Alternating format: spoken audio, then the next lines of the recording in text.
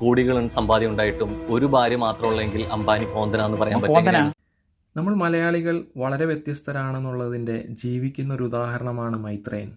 മൈത്രേയൻ എന്ന് പറയുന്ന വ്യക്തിയുമായിട്ട് ഇടപെടുന്ന ഏവർക്കും നേരിടാവുന്ന ചില യാഥാർത്ഥ്യങ്ങളാണ് ഇവിടെ ഈ ഒരു ജിഞ്ചർ മീഡിയ എൻ്റർടൈൻമെൻറ്റ്സിൻ്റെ അവതാരകനും നേരിട്ടത്.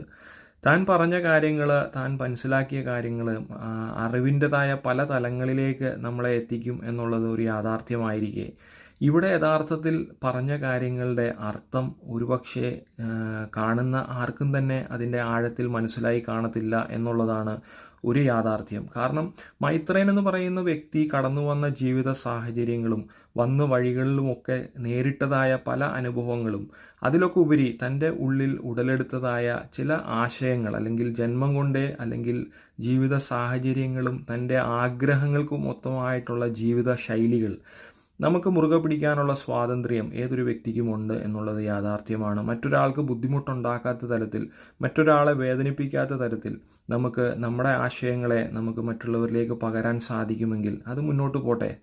ഇവിടെ ഈ ഒരു അവതാരകൻ്റെ ഭാഗത്തു നിന്നും നേരിട്ടതായിട്ടുള്ള ആ ഒരു ചോദ്യങ്ങൾക്ക് തികച്ചും നേരിട്ട മറുപടി ലഭിക്കാത്തതാകട്ടെ, കൊടുക്കാൻ പറ്റാത്തതാകട്ടെ, അതെന്ത് തന്നെ ആയാലും ഇവിടെ ചില കമൻറ്റുകളൊക്കെ വായിക്കാനിടയായത് ഒരു 50 വർഷം കഴിഞ്ഞിട്ട് ഉള്ള ഒരാളാണ് മൈത്രേയൻ, അല്ലെങ്കിൽ 50 വർഷത്തിന് പിറകിലാണ് അവതാരകൻ എന്നൊക്കെ പറഞ്ഞ് കേട്ടു.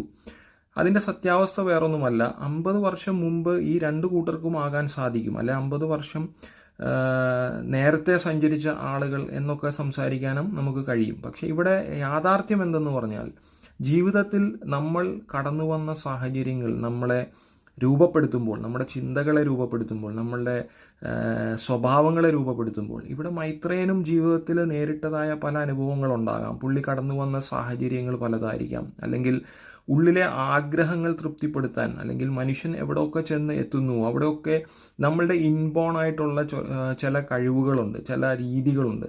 ഇതൊക്കെ നമുക്ക് പ്രായോഗിക തലത്തിൽ കൊണ്ടുവരാനുള്ള ശ്രമം പരാജയപ്പെടുമ്പോൾ നമ്മളെടുക്കുന്ന ചില നിലപാടുകളാണ്, തീരുമാനങ്ങളാണ്. അതൊരുപക്ഷെ നമ്മളെ ഒരുപാട് ആഴത്തിൽ നമ്മളെ സ്വാധീനിച്ചെന്ന് വരാം. നമ്മൾ നേരിടുന്നതായിട്ടുള്ള ബുദ്ധിമുട്ടുകൾ നമ്മളെ ഷേപ്പ് ചെയ്യും.